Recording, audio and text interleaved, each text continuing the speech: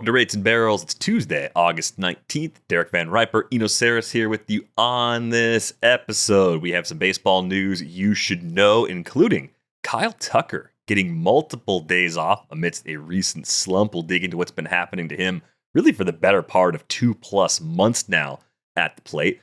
Going to do a deep dive into the Mets with Tim Britton. Tim will join us here in about 30 minutes or so. We got a few other things that you may have missed if you've been watching the baseball and not consuming every corner of every player news update. So we're going to get you caught up on a few interesting secondary news items, including the upcoming arrival of a new Lodom King, Parker Messick. Yes, Parker Messick is on his way to Cleveland. So we have a lot of ground to cover. I feel like this is the way the show starts every single day right now. We have injuries. Vladimir Guerrero Jr. was sent for an MRI on Monday night. At the time of this recording, we are still awaiting the result of those MRIs, and he's got a left hamstring tightness diagnosis so far. So in the day-to-day category for the time being, I had not looked up where Vlad Jr. was in the player rater, though, until seeing this update, and sure enough, number 13 hitter in the player rater, again, just doing it his way, right? Doesn't have the optimal attack angle, doesn't do things exactly the way that we would like him to, but ultimately just does it year after year after year. Yeah, and there's actually something that'll come up later in the Mets portion of this episode that is maybe interesting about this, but I think that just hit the ball hard is a really good place to start. And that's what he does. And I think that the other part is that we've seen with flat swings, he has a bit of a flat swing, is something that Dominic has been talking about in the Discord a little bit. I think that a flat swing can go in and out, right? Can you make contact, but the contact is not always ideal, because if you think about a flat swing, you might make the contact, but you might pop up or hit grounders a lot, and then once you have that lined up, you can get white hot, and we've seen that with Caminero, and we've seen that with Vladdy Jr. So maybe there's something to that the flatter swings can be streakier. In any case, I'm sorry that he is injured. This is a blow to the Blue Jays right now, and hopefully it's not a big deal. Entering play Tuesday, 5 up on the Red Sox and 5 up on the Yankees in the American League East. So hopefully for the sake of the Jays, this ends up being a minor issue for Vlad. We'll know soon enough. I do think the way he produces from a fantasy perspective, it's also a little underrated because it's very batting average heavy, right? A lot of what he's doing is playing every day and hitting for a high average. A 298 over 466 ABs does a lot of good in that category, kind of creeping toward that high 20s, low 30s home run total again this year, where he's lived pretty comfortably really since 2022. I think it's easy to look now and say, okay, 2021, that was probably an outlier. We're not going to see a season power-wise quite like that again from Vlad unless something changes in his approach, which I don't think there's any indication that it will, or unless we get the magic of a super happy fun ball again, right? I mean, like mid to high 30s seems like the upper bound of a reasonably optimistic future career high in homers for Vlad. Yeah, and we haven't seen, he's not really changing his swing tilt, and I've seen a couple of guys that have changed a little bit, but I kind of think that's got to be one of the hardest things to change. And so his swing tilt 2023 is 28, it's 24, 29 degrees last year, 27 degrees this year. I think that's all. What he has been able to change is a little bit his attack direction, pull a little bit more. I think that is something you can change. You can change where you get the ball out in front of the plate or not. He's getting the ball out in front as much as possible right now, according to the rest of his career. So, what could he do? He could become a little bit more pull happy, maybe strike out a little bit more, and maybe have, that 270, 36 type season, that 2022. I don't think we're getting back to 48, but he could have a season where he has mid 30s again if he, really gets the ball out in front and pulls a little bit more. Like he's never had he's his career percentage for pull rate for Vladdy is 39.5%. This year is 38.4. So there's a little bit more pull in there. Yeah, that's going to be something we'll have to watch over time. Will he make that adjustment? Does he want to make that adjustment, or does the way he produces just work for him? Maybe it did net him a pretty good contract. So. Yeah, it's not broke. Don't fix it. Yeah, that might be part of the thinking as far as Vlad Jr.'s approach goes. Let's talk about Kyle Tucker getting days off, plural, apparently, amidst this slump that he's in right now. I don't think this is particularly complicated other than how they're handling it part. The season line for Kyle Tucker right now, 261, 374, 447. That's his lowest slugging percentage since he debuted with the Astros back in 2018. Kyle Tucker hurt his finger on June 1st. He also fouled a ball off his knee on July 22nd, was off the next day. Cubs had a day off the day after that. They returned to the lineup on that Friday, so had a short little absence. But before the finger, Kyle Tucker hit 283 with a 394 OBP and slugged 524. He had 12 homers and he was 16 for 17 on the base paths in 59 games. He was having an early first round elite sort of season. Since that finger injury, 236, 352, 368. 6 homers, 9 for 10 as a base stealer in 62 games. Like power basically cut in half in a similarly sized sample. The extra base hits just aren't there right now. I mean, I don't think it's a slump. I think he's just hurt. I think it's that simple. Yeah, and I think that's why I own Casey's up. And, he's going to give Seiya Suzuki some rest too. But I think mostly it's about getting Kyle Tucker right. You can see it all the way down in the process stats. We have this tweet from Brendan Miller where he has his rolling bat speed. And, the red is good here. And that's where he was in the early season. He even had some post-June finger injury red stints, but generally the rolling bat speed is trending downwards. It's at its worst right now. I would say there's 3 things here: finger injury, knee injury, and maybe fatigue. He has had full seasons. He had a 2023, he had 674 plate appearances, but he's trending right now to have the most plate appearances of his career. And last year he did not have a full season. So maybe there's just an element of like the legs are gone, and that's what they're hoping, because, if he's been playing through this finger thing, it's either, is there a surgery? No, it doesn't, what are you going to do? Just has to heal. Right. It just has to heal. And is it you have to stop playing for a week, for it to heal? I don't think so. He's been playing through it. The knee thing, I'm sure it's bothering him a little bit, but, that's another thing. It's there's probably not a structural thing that needs to be fixed. So I think there's a real bet here that this is sort of fatigue plus injuries, and maybe 3 or 4 days off can do him some good. Written on the whole, this is a little bit part of the Kyle Tucker package, right? He's had some injuries. He's had some streaky times. He's on pace to have the best best season of his career by WAR. So by wins above replacement, he's comfortably past All-Star. 4 wins as an All-Star. He's already there. So, the rest is going to be, getting into that down ballot MVP votes type stuff, and I'm not suggesting at all that he's in the race for the MVP. I'm just saying it's a really good season. This is part of the down part. And what they're hoping is with the own KC being up, that they can kind of give him some rest and get him back in the right direction at the right time. Yeah, that lineup is a lot more dangerous if Kyle Tucker is typical Kyle Tucker and not the banged-up version we have seen lately. This, of course, happening in his walk year. He's got an opportunity to hit the open market and cash in a big way, so that power downturn. Again, I think many teams, most people analyzing are going to say it's just health. It was there before he got hurt. It was there last year. Look at the ISOs on Kyle Tucker, by the way. 6 consecutive seasons of 221 or better in the ISO category.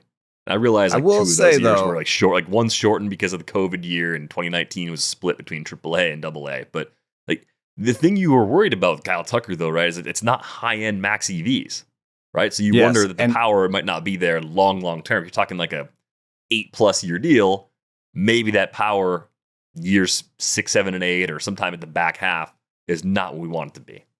And the bat speed is the key. So think about the biggest deal. So say if you think Kyle Tucker is in line to get a 3, a 4, or a 5 at the beginning of this deal, we're talking about a 300 million, 400 million, 500 million type deal. If you think if you're a team that wants to give him that, then you care about bat speed. Because if you think about all the big deals that have gone on, I think the ones that are still okay regarded in terms of like Soto, Judge, and Manny Machado, and even Tatis, those are the biggest deals that you don't hear discussed as one of the worst deals yet, at least, and they were given to people that did actually all three things, although Judge does strike out some, made contact well, made good decisions, and had premium bat speed.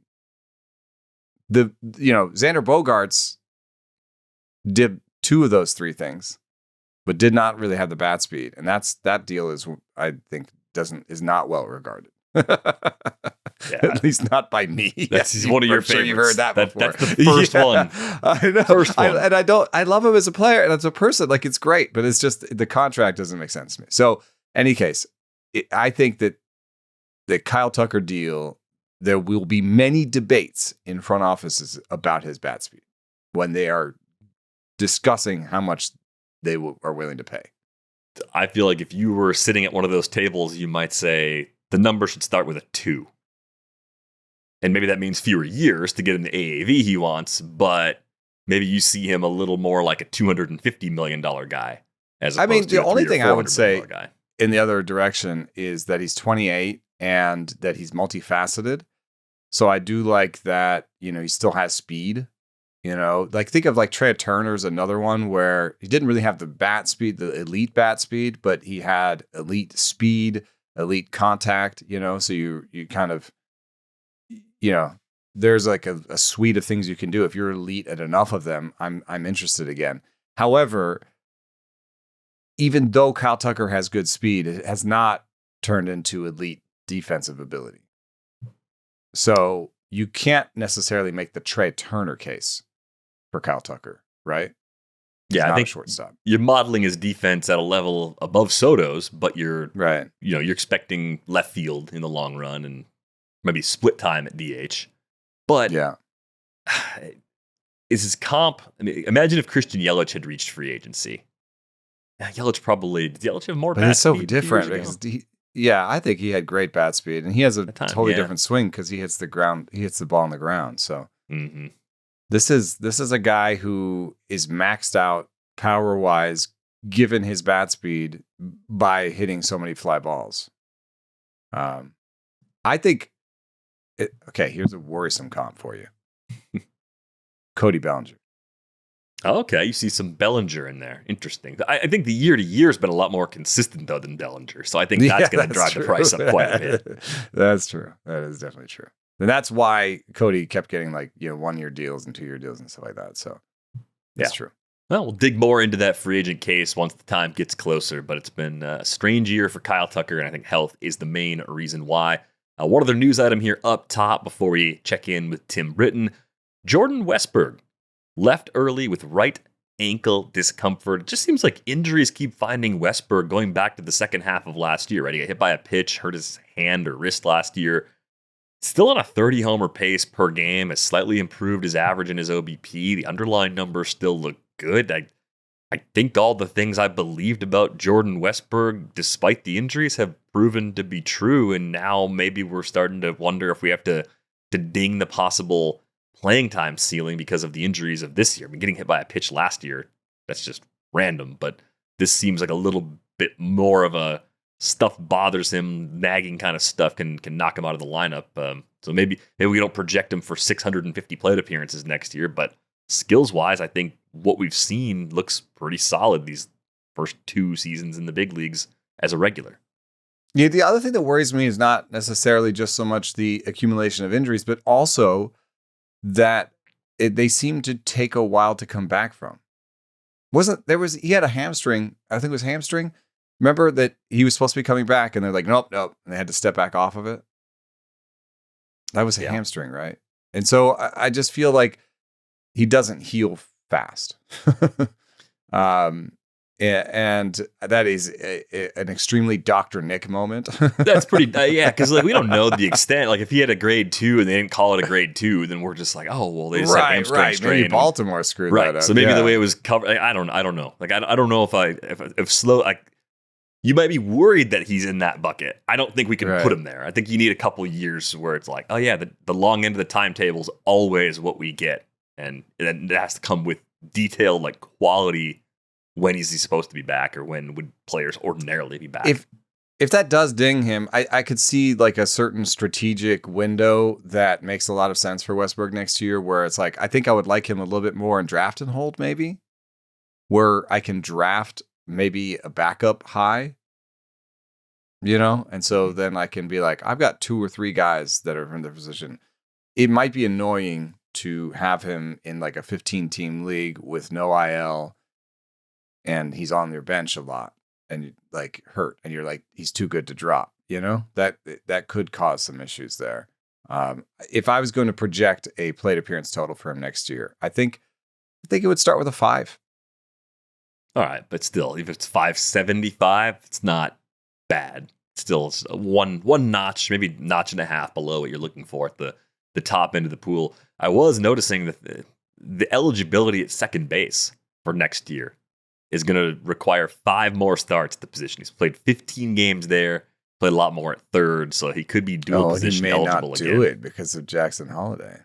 Yeah, I was trying to see most recently. If Holiday gets a day off against the lefty, Westburg plays second in some of those spots, so you really, really need him to be healthy for Holiday to get the right days off. I don't think we're going to get there. I think he's third base only next year. Yeah.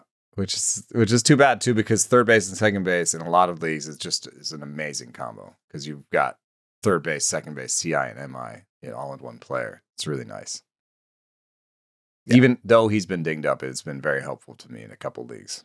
Well, if he's living in that pick 125, pick 150 range, I could see myself ending up with a few Jordan Westburg. Yeah, I think I'm going to go back to the draft. I think I'm going right back over there, except that whole lineup is probably going to be a little better, with better health overall as a group in 2026. At least that's my hope, anyway, for Orioles fans out there.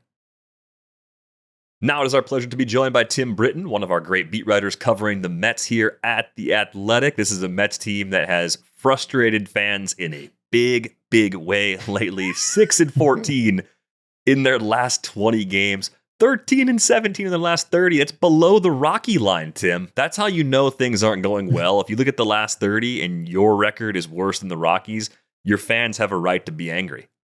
Yeah, I think, Mets fans might remember the 22-33 record. That was the low point of the 2024 season. That's what they were through 55 games. They're actually 21-34 in their last 55 now. So they've played worse over the last 2 months than they did the first 2 months of last year, when Jorge Lopez is throwing his glove into the stands and fans are basically revolting against the team. They got back. That's with a series win over the weekend over the Mariners, where they played crisper baseball overall, even in Friday's loss a little bit. So they've looked a little bit better in the last week. It's hard not to look better when the previous week you went 0-6. We'll see if they can continue this as they get into an NL East heavy part of their schedule over the next 10 days. I love the Mets fan base. I used to write for Mason Avenue. It is vociferous. I actually heard this about the Mets fan base, but I think it's actually true about a lot of fan bases. Is there a prime suspect, a fall guy, is there like a person that the criticism is coalescing around? And I'm asking this. I'm gonna point you in a direction that I think I've seen, which is, here are the hitting stats for the Mets all year, and this is just their ranks, in the stats per month. And I think, given what you hear online, it's surprising to see that they've had a good offense all year, and that they really only had one bad month in July. and that all their underlying stats are pretty solid. They are a team that swings the bat really fast, lets the ball travel, and is always top 5-ish in hard hit and barrel rates.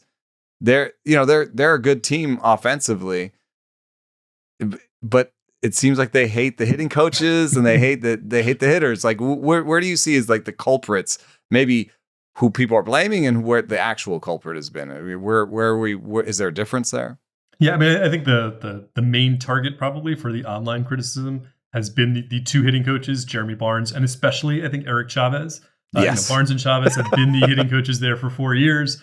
Barnes brings kind of that analytical perspective, and Chavez has more of the like playing field experience perspective. And when Chavez talks about hitting approaches, he does. There are the fans that hate Barnes's approach, that hate this idea of like pulling the ball in the air, and the way he talks about, like our processes are good. This isn't a problem. Like it will come around. And they hate when Chavez, the other part of the fan base who's on board with that side, hates when Chavez says we want Francisco Alvarez to use the whole field. We want this, so because they have a diverse set of perspectives among their hitting coaches, it's diverse enough to bother every aspect of the fan base, basically.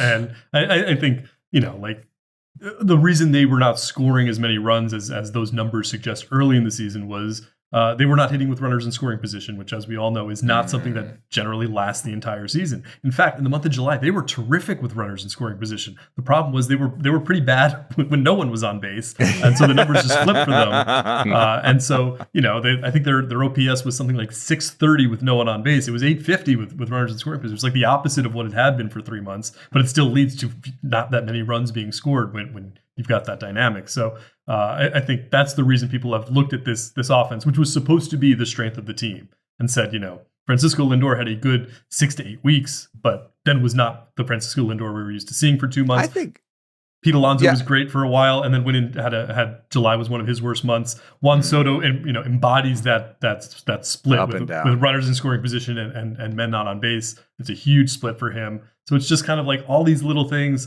that none of those players are having the career year you want to see, and those top 3 guys in the lineup, and you can throw Brandon Nimmo in there as well, and maybe Mark Vientos off of last year. They have not been the top half of an order that you expect to be top 5 in baseball in runs scored. Yeah, but I think, also, and this may go to why the pitchers seem to escape criticism sometimes, is that the park itself, I think, masks some of this. So once you park adjust, they were 6th in April, 7th in offense, 7th in May, 8th in June, 24th in July. So that was a bad month, no matter what. But the teams have bad months. They're 4th in August again. But it doesn't necessarily feel that way when you look at the lines, especially batting averages or whatever, that park suppresses them. But, as much as their pitching development seems to be getting better, and we're seeing these names, Brandon Sproat, Nolan McLean, Jonah Tong, we're excited about these young names. It's been a little bit more the pitching that's really struggled, right? I mean, at least the starting pitching, some of the underlying numbers haven't been that great. Yeah, I mean, the starting pitching, I think everyone knew through 2.5 months when they were leading all of baseball in ERA by like a pretty healthy margin. It was like 0.4 of a run they were leading in starter ERA on like through June 12th. June 13th is kind of where things shifted for this team. They had their first 3-14 stretch of the season, and it's a weird season when I'm saying it's the first 3-14 stretch of the season. It was basically a large step back in regression by everyone at the same time. No one thought that a rotation with Clay Holmes and Griffin Canning and David Peterson was going to be like a lights out top of the league rotation. And that's how it operated for 2.5 months. And then everyone took their step back at the same time. Canning got hurt, was out for the season. Kodai Senga hit the injured list at that time when he was leading the league in ERA and has not been the same since he's gotten back just yet. Sean Manaea and Frankie Montas came back in late June and early July. And Manaea has been inconsistent, and Montas has been shifted to the bullpen. That signing has not worked out nearly as well as a lot of the signings they had made the previous year for them in the starting pitching market. So yeah, I think and you talk to people around the team that they say Clay Holmes, he looks pretty good. He looks as good as we would have expected him to look in August. The overall numbers to the season are probably better than you would have projected coming into the year. The ERA is in the mid 3s. He's not pitching as deep into games as you would like, but also he's in his first year as a starter and he's been healthy. He's made every start so far. So I think you'd say like overall the year has gone about as well as you could hope for him. It's just the way it's been distributed means that, before Sunday start, like the last 7, he'd looked pretty rough. That the numbers hadn't been there, and they think the stuff is still there. And they think, he's still a guy who's going to, they're not planning to move him to the bullpen in September the way you might have thought coming into the year. They think he can still be a starter through the end of the season, and Sunday was kind of a step in that direction for him. But a fair amount seems to still land on the shoulders of McLean and Sproat and Tong, whoever steps forward, because if you've got Kodai Senga as maybe your game 1 starter, and you've got Clay Holmes as your game 3 starter, Sean Manaea maybe as your game 2 starter, that's like probably a below average playoff rotation. Yeah, I mean, I think, before Zach Wheeler's injury, you could probably say, like, if the Mets and Phillies, who were, in recent days, like, aligned to meet in the first round of the playoffs, if they played a 3-game series, like, you wouldn't want the Mets starter. Like, you would pick the Phillies game 3 starter over the Mets game 1 starter. And look, that was the case last year, and the Mets beat them in a division series in 4 because they were able to get to the bullpen. But, that's the deficit they're going at in the National League is in most of the potential postseason matchups that they have, and maybe it's a little different with the Cubs, but they're going to be at a starting pitching disadvantage. They don't have the high-end arms, at least when Senga is not pitching as well as he did earlier in the year, that some other teams have. But on the high-end arm thing, you got McLean and Tong and Sproat. Have you heard anything?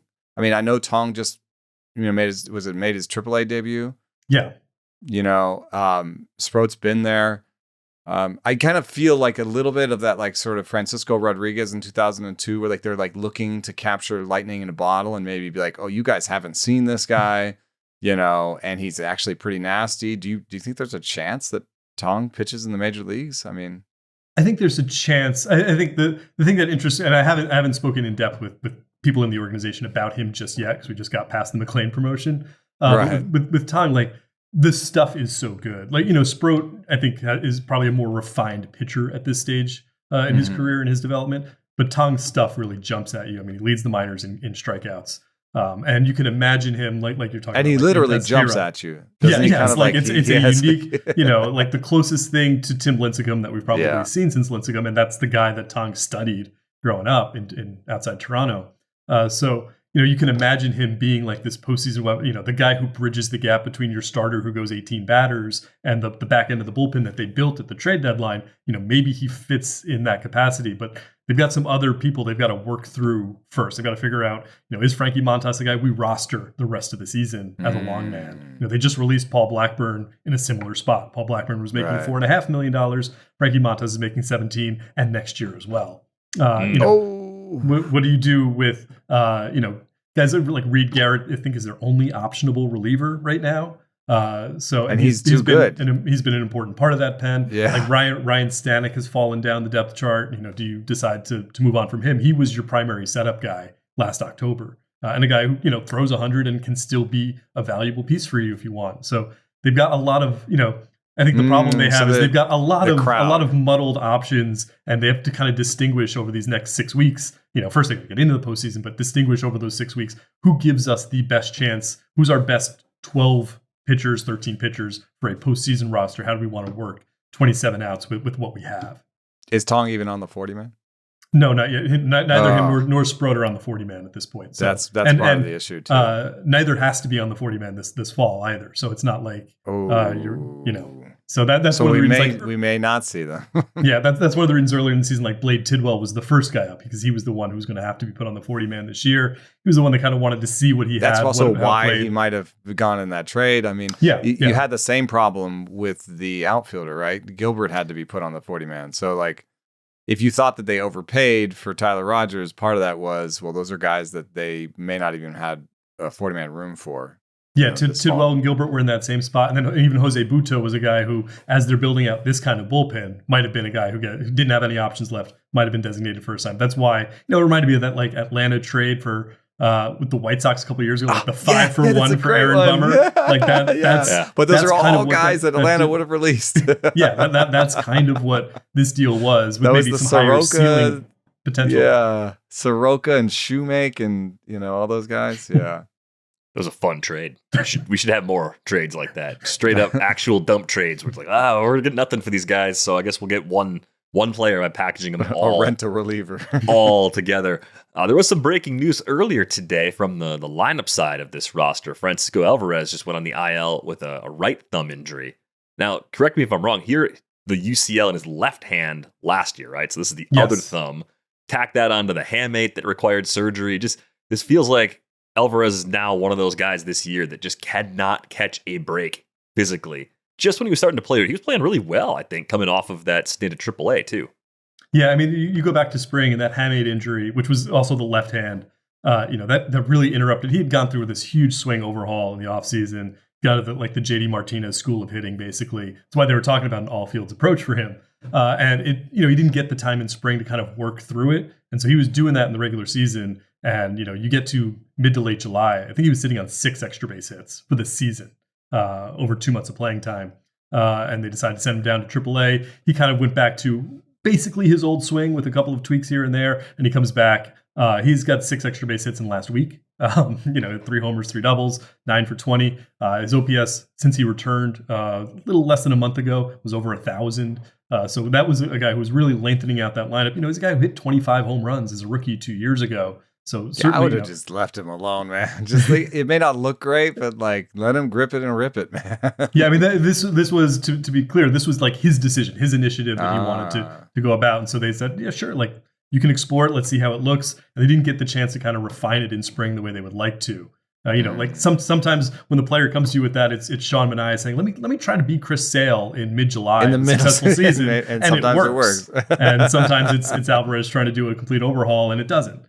So this is the drop off from what Alvarez can give you offensively to what Luis Torrens and probably Hayden Sanger, who's the other catcher on the 40 man and likely comes up, is pretty significant. Torrens had a nice start to the season, but the OPS is basically under 500 since late June. So that's going to hurt their lineup at a time when obviously runs are as important as ever for them, trying to hold off the Reds in the wild card race. Do you think they addressed their needs adequately at the deadline? I mean, we thought they got Helsley for basically nothing. That seemed like a great addition. I know he allowed runs in 5 of his first 7 appearances, so the early returns haven't been there. But if you believe in stuff, you believe in the projections, like Ryan Helsley is going to be a big part of this team getting into the playoffs and probably winning some in the playoffs as well. But overall, did you feel like David Stearns and company ticked enough boxes to upgrade this roster? No, I think they played the market pretty well. You looked at what they could really use was probably a top of the line starting pitcher. And that guy was not moved at this deadline. If Joe Ryan goes somewhere, then you could say, well, maybe that's a guy they should have pursued. If someone else Edward like Cabrera, that. If someone who you're penciling in ahead of Kodai Senga or David Peterson or, that postseason rotation we talked about was available, they probably would have jumped at that. With that unavailable, then they looked at the reliever market, and the reliever market was kind of different in that you had a lot of high-end arms that had team control, like Duran, like Jax, Clase before everything happened with him. And they decided to kind of look at that rental market and pay less to bring in guys who are going to help them for a year because, relievers are as fickle as anyone. And so, I thought the price for Helsley was really good. That was one of the better trades any team made, I think, at the trade deadline. The price for Rogers on its face looked a lot steeper than it probably was when we go through the roster considerations for the Mets. Yeah. So I thought they did a good job. They did end up making the deal for Cedric Mullins, which I think it was uncertainty, certainly from my perspective, on whether they would jump into center field or not, whether they would view him as enough of an upgrade. And as he kind of rebuilt his offensive game in the month of July, he became that for them. And that allows them to slide Jeff McNeil back to second base and rely on one fewer young infielder as they're kind of cycling through those guys at third base. I think you can always say well, they should have gone after Merrill Kelly at least, or they should have gone after a sturdier DH option. Though Starling Marte's been pretty good there. There's things they could have done, but there's nothing that you look at and say, man, that was a real missed opportunity for them. That trade that this other team made was the one they should have done. Like last year, it felt a little bit that way about the Jack Flaherty trade, and it ended up hurting them in the postseason. But I don't see that kind of deal out there right now for them. Yeah, I mean, I think, there was a lot of people clamoring for Robert, but Robert and Mullins, They got Mullins. It's fine. I think that people think too highly of Robert's bat. We haven't seen those outcomes for Robert in a long time. So and like they've struggled against left-handed pitching, and that was what was so appealing about Robert, was that he could at least help the lineup against lefties. But Mullins had a good year against lefties. You never know how much stock to put into kind of the platoon splits over one season when they go against career norms. And it would cost you, reportedly, Vientos to get Robert, which is tough because, as bad as this year has been for Vientos, last year was a really good year with the bat. And he is a right-hander that does, when he's right, have good bat speed and stuff. But, I guess that was the decision that they made. Is the other thing I was thinking about, if you tried to build an entire playoff team with just free agency, your payroll would be, I think I was looking at it, something like 700, 800 million. Okay. So like when people are like, oh, the Mets don't need cost controlled cheap players. Sorry, they do. Like every team does. Like there's no way to do it with just free agency. Like not even the Dodgers. The Dodgers don't do that. The Yankees don't do that. Like, so I'm still on the Vientos has value to this team train, but I do realize he doesn't have options left, and it's been a poor year. Where do you think the Mets are falling with Baty and Vientos, and do you think that maybe an offseason trade, with them, or they still believe in these guys coming back? Yeah, I don't think we enter spring training next year with Baty, Vientos, and Ronny Mauricio all on the roster in kind of this similar quagmire. Right. Like I think in an ideal, like the problem for them has been that none of those three have hit left-handed pitching this year. And if Vientos hits lefties the way he did last year, you could say, man, this is easy. We can start Baty or Mauricio against righties and play Vientos against lefties. Maybe stick one of them at DH some days because Jesse Winker has been out for a while and might not be able to come back this season. So that leaves some part of the DH slot open along with Marte. But Vientos hasn't hit lefties well, and his glove is not great. Leaves something to be desired at third base. So that's meant more of Baty there at third, even against left-handers who he also hasn't hit. I think that's probably Baty is the steadiest option. He's the guy who can make the routine plays. He's been a little bit more consistent offensively. Yeah, since April, he's been better with the bat. He hasn't had that prolonged funk. Mauricio he actually rates out the best defensively. You talk to some people around the team, it's kind of split between him and Baty on who's the better glove at third base.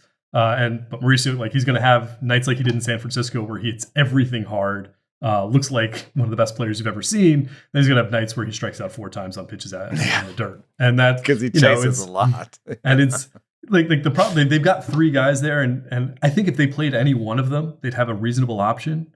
But it's just trying to figure out which is the best option. And they still haven't been able to distinguish that yet. And that's probably something they got to do between now and game 1 of a postseason series is know, okay, this guy's are going to be our guy at third base. He's going to stick there for most of this month. I think there's also a little bit of even if it's just lip service, but there's a little bit of Pete Alonso insurance with Vientos at first, where you're worst case scenario, we just stick Vientos at first, Yeah, I mean that is a big part of the dynamic they had last year. One of the reasons they could be patient with Alonso was they did not have to go out and sign his replacement. They had him internally in Vientos. They could claim that they were going to move Vientos to first and play Baty that's why I say lip service. So, it may just be that leverage is gone now. I think after we've seen so far this year, which is it's going to be harder for them to make that claim this year, especially with they're going to have the DH spot open as well with Marte and Winker both free agents. So it's going to be. I don't think Alonso is going to take until. What was it, mid-February to sign? Do you think they're just going to sign him, right? They're just going to back the truck up. They're going to sign him. They love him in New York, right? And the fan base after the Milwaukee home run last year, like last year was very much an emotional distancing between the fan base and Alonso over the course of the regular season. It was kind of like fans being preparing themselves for the possibility he would leave, and then he hit that home run. It was like, well, no, we want him now. We're back with him. And it took a while in the offseason. I think it's going to come down to years probably. I think the Mets will probably be comfortable with the AAV that Alonso and Scott Boras are going to want now that the market's been reset a little bit with Guerrero's deal. But I think they're going to try very hard to make this a 3-year deal and Scott and Alonso are going to want that to be, an 6 8-year deal. Yeah, I was going to say at least 6, I would think, right? That's going to be the tension there. Yeah, we were just talking earlier in the show about Kyle Tucker, being banged up in his walk year and how that might complicate how teams are looking at him, number of years, number of dollars. But Pete Alonso, the league just, until Vlad Jr.'s extension, I felt like the league had really stopped paying a premium at first base for power specifically. Freddie Freeman, I guess, was the last really big free agent opportunity that was out there at first base that you could maybe comp him to, but that's not the profile of Pete Alonso either. So where do you think it lands, whether it's New York or somewhere else? How many years do you think Pete Alonso actually gets in That's right. this foray? Tim is a great contracts guy. This is not. This is something he's already worked up, I bet. Yep. It's interesting because like you're saying, I think before the Guerrero deal, I want to say the last $200 million deal for a first baseman was maybe Prince Fielder, and you'd had the Cabrera and Votto extensions, and you had the Prince Fielder free agent deal. Yeah. And so those were all $200 million deals. Those were all around 2012, 2013. The Cabrera one didn't kick in until 5 years later or whatever. But right. So you had Freeman and Paul Goldschmidt, signed guys who you probably would say are better all around players than Alonso was when he had free agency last year, signed for relatively modest rates. And so that's what kind of you've got Boris saying Alonso should get the Prince Fielder deal, he should get something like that, and you've got the Mets saying we're not going to pay this guy more than Freddie Freeman. And that's where the conflict lay. Now you've got Guerrero's contract out there, which raises the ceiling and allows Alonso to argue for more. Certainly, he's been more clear this year that he wants to play until he's 40. He's never said that in the past. It's very specific. It's come up a little bit more because he set the franchise home run record last week. But I think I don't expect him to be getting a 9-year deal in free agency. I was a little surprised that the market was as tepid for him elsewhere last year. I thought he was a guy who would make sense for, say, a team like the Nationals who want to kind of jumpstart a rebuild to put another bat in the middle of their order. I'm not sure what team stands out as the perfect spot for him this offseason. And the Mets, I think, will probably play a lot of the same playbook. Be patient, see what your market is. If you get that 6-year deal elsewhere, go with God. You can have that. If it's the same as last year where you're struggling to find it, okay, we'll give you a lucrative 3 or 4 year deal. I think are they not tempted to do anything where they stretch it really long and keep the AAV really short? So something as silly sounding as 10 years and $200 million. I don't know how Stearns feels about that. We haven't had a test case really with him yet, outside of Alonso last year, but they went high AAV. That's sort of what happened with Max Fried, I think, in New York. Right, Fried and DJ LeMahieu in New York. But about the same amount of money we expected, but just stretched out, I think, to keep the AAV down. Yeah, so the Phillies have done that clearly with Harper and Turner. I'm not sure how they view that yet. That is an interesting question because that is one way to do it, where it looks pretty nice, but it lowers your luxury tax payroll. But then you get into the awkward part of Alonso's career where he's on the payroll for 4 more years. He wants to play until he's 40, and he's not a viable everyday player. Is it the Bobby Bonilla? Right. That's what the Yankees got into with LeMahieu this year. Was basically the guy was. We wanted to sign him for 4 years. We stretched it to 6. We had to release him in year 5. It's a little easier to do that when it's DJ LeMahieu than when it's your franchise's all-time home run leader in Pete Alonso. And not for nothing, one of those guys, Alonso or Soto, is going to have to play defense deep into those contracts if they have them both on the extra long deals. That's probably not ideal given what they bring to the table with their gloves at this stage of their careers. Yeah, and the defense overall has been a bit of an issue for the Mets. Francisco Lindor has had probably his worst defensive season this year. And that is a problem with free agent teams, that if you build too much in free agency, you can start hurting on defense because you just don't have the young guys in the right positions. Yeah, and Nimmo was playing center field a couple of years ago, and now he's in left, and the corner outfielders, Soto is not great out well. And now they have a kind of a problem in center. And now those guys are stuck there. They got to figure out center field. They've got some guys coming up who are capable of playing center field. Jet Williams and Carson Benj just got promoted to AAA, so they can be options at some point Benj next is a season. AAA already. Yeah, he was in AA for maybe 6 weeks. He's shooting up rankings. People are excited about him. So those two guys are kind of split time in center when they've been on the same team. So I think that's an interesting conversation for them to have. What I've heard is basically Jet Williams is the better center fielder right now, but he's also capable of playing second base. And so if you want both those guys in your lineup and you want Nimmo and Soto in the corners, then maybe you keep Williams on the dirt. And Benj is the better bat, right? Like the Jets doesn't really have that power, right? It doesn't have the power that Benj could have. Benj was kind of a ground ball guy in college. So as he gets a little bit more lift into his swing, which he's done basically since he was promoted to Double-A, that swing's looked a lot better. Keith Law has been all over it from the prospect side of things, that he does project. They're both guys who can be above average hitters playing up the middle defensively for them. And that's something that would be really useful to have cost controlled, like we're talking about. For them. But, going back to the defense as a whole, if you move on from Alonso and you say, okay, we'll put Vientos at first base, where he's, better at first than he is at third, and then you have a better defender at third on a regular basis, then maybe you say, okay, our defensive improvement can make up for whatever we lose offensively. I don't know that I'd agree with that, but it's an option for them. It's a lot of glove. The fans would not agree. Well, especially given what said earlier, City's a tough place to hit, too. I mean, it's very hard to replace that kind of production in that ballpark too. So I think that puts them in a unique position. All right, last question for you, Tim. Playoffs in or out for the Mets here in 2025? I think they're still in. I think if it were like a healthy Atlanta team that was a game behind, if it was a healthy Arizona team a game behind, I don't want to disparage Cincinnati, but I don't think that's the kind of team that is going to go on a heater here the last 6 weeks of the season. I haven't looked at their schedule closely, so maybe it's possible for them. But I do think the Mets are still the more talented team than the Reds. And if they put it together, they've got the top part of their lineup has started to hit. Lindor's had 5 straight multi-hit games. If he hits anything like what we saw him do the last 4.5 months of last season, that changes the way the lineup looks. Soto has been pretty good. He just got to distribute it a little bit better. So I think in the end, I think the Mets have a little bit too much talent to be chased down by the Reds, although it's certainly becoming a lot more interesting in mid to late August than I expected it to be through the first 3.5 months of the year. Here's something I'm looking at schedules right now for P-Spot schedules for pitchers, and here's an interesting thing. Mets strength of schedule rest of season by Fangraphs is under 500, and for the Reds it's 514. So they must have a lot of games with the Brewers on the schedule. Yeah, I mean, the Mets have their 7 with Philly over the next couple of weeks. That'll be a big one. They've got a trip to Detroit. And the big road trip for them will be the start of September. It's 3 in Detroit, 3 in Cincy, 4 in Philly. So that's 10 games in 11 days. That's the make or break. Really decide how this looks for the final couple of weeks of the season. Yeah, I think they're getting in too. We'll see how those predictions look, though, once we get through that stretch of the schedule here in a couple of weeks. Tim, we appreciate your time and your insight. Thanks for joining us today. Oh, anytime. Thanks for having me. All right, let's talk about the Lodem King, the future Lodem King, Parker Messick. I thought it would happen sooner than this, He's finally getting his opportunity to make the big league debut.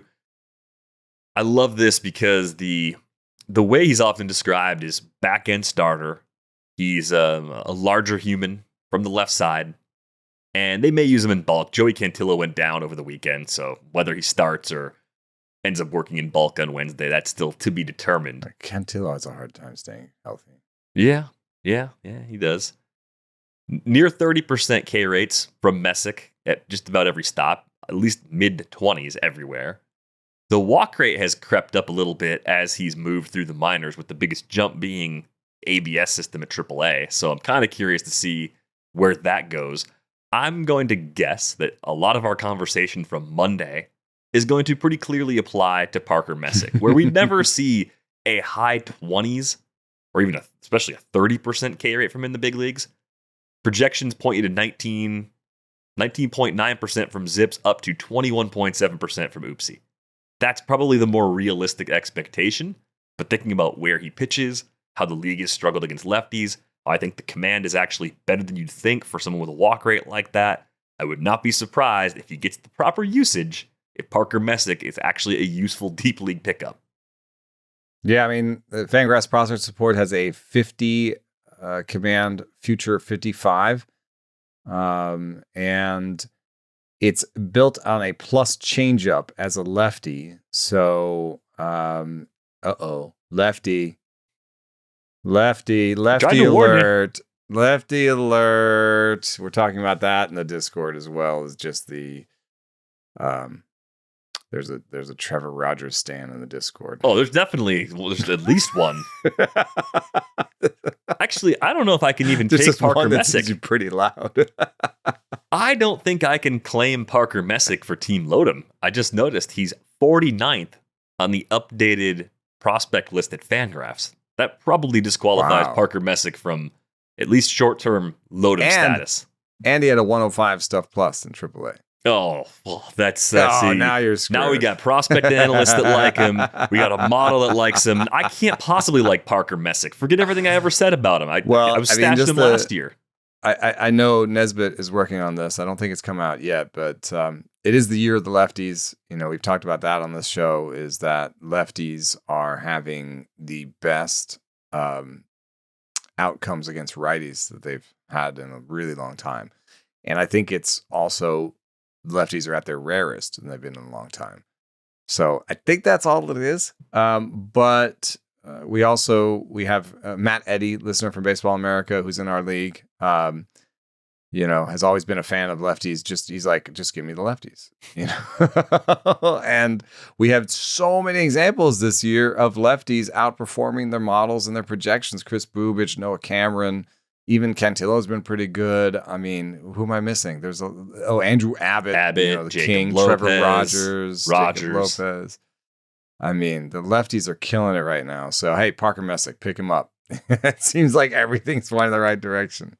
All that matters is he's left-handed. But yeah, that's probably not a Load'em call the way I'd hoped it was. Come on, Eric. What are you doing? Why do you like Parker Messick? Well, future 70 changeup will do it. 4 pitches with command. That'll do it. And the organization, I mean, that's not Eric's reason, but that's my reason for thinking the floor is pretty high. Lots of nice landing spots matching him up in the AL Central. Speaking of the AL Central, you may have missed Colson Montgomery leaving early on Monday with what they're calling left side soreness. So day-to-day for now. Ooh, there's a premium bat speed guy with side soreness. Oh, yeah, no. We're not happy to see that. It's like, that's the concern. Montgomery's been a top 30 hitter in the Fangraphs player rater over the last 30 days, even though he's hitting 204 because he's popped 10 homers, driven in 24, and scored 17 runs. The projections aren't buying it, and I would typically argue that the reliability of a projection for a player who's been hurt as often as Colson Montgomery with so little time in the big leagues is probably a very noisy, hard to rely upon sort of projection. But I don't think the projections are way off in terms of kind of burying him as at least in the short term, flawed sort of player. And where I started digging around, and again, that this could be Keith Law living rent-free in my head, since he said he didn't think Montgomery was ready when he was on our show last month. But what you see is the ability to do damage, pull the ball in the air. Great. He's a high bat speed guy that does the thing that you would do to generate a lot of power. Where I think you're going to see a long path to improvement is with the actual swing decisions. I was looking at Robert Orr's damage app. Colson Montgomery, 25th percentile in Seager, 27th percentile in zone contact percentage, 14th percentile in whiffs versus secondaries percentage. So I think he's just this high bat speed guy murdering fastballs, pulling them in the air, that just has a lot of work to do, either in pitch recognition or just making adjustments to handle breaking and off-speed stuff more effectively. And I think that's an adjustment guys can make. I just don't think it's necessarily something that's going to happen quickly. Yeah, it's amazing that he's come to the big leagues. These scouting reports are so much more advanced and follow these guys so much tighter than they did a while ago. He's only seeing 33% four-seam fastballs, and that's what he was seeing in AAA, 32, 34. So the book is already out. Don't feed him any four-seam fastballs. And yet, and weirdly, he hasn't feasted on them by pitch type values. The four-seam fastball is his worst pitch right now. I think probably they're pitching him backwards. But he has been feasting on breaking balls, which is weird. If he's making poor decisions, one of those things has to give, right? Mm-hmm. And which ones we're kind of betting on here. It's like the poor decisions or the good results so far. I just think set against a 30% strikeout rate, there's so many things you have to do right to offset that 30% strikeout rate. You take a look at Oopsie that incorporates bat speed to the point where Jordan Rosenblum has said, I don't know, I may need to reduce how much bat speed matters in my model. You're right. But it is still fun to have Oopsie there and say, okay, this is the rosiest projection given that he has this premium bat speed, and it's still for a 217, 297, 390 line for Colson Montgomery. Okay, so he can up that OBP. He's had huge walk rates in the minors at times.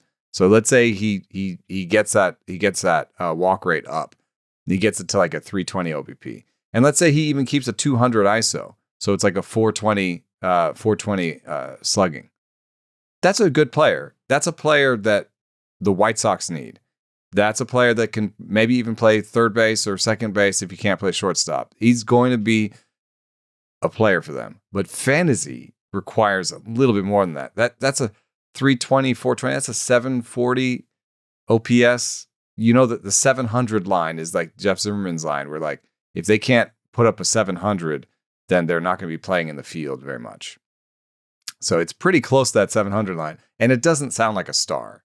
So you just have to be careful with him. Like there's going to be situations where it makes sense to draft him. I'm not saying put him on a no draft. I'm just saying this is probably, he's a little bit over his skis right now, and might be worse days, particularly in the power department and strikeout and BABIP.